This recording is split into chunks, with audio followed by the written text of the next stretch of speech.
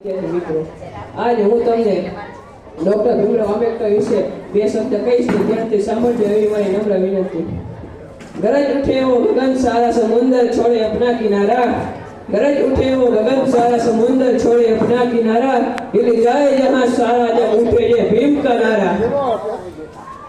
दलितों और पीड़ितों ने जीवन समर्पित करना भारत रत्न डॉक्टर भीमराव आंबेडकर जन्म मध्य प्रदेश राज्य ने महू गाम 14 एप्रिल 1851 ના રોજ થયો હતો।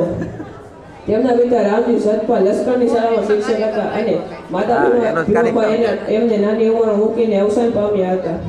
ભીમરાવ ભણવામાં અતિ તેજસ્વી હતા, પરંતુ તેમની મહાન જ્ઞાતિના લીધે તેઓને વારંવાર અપમાન સહન કરવા પડતા।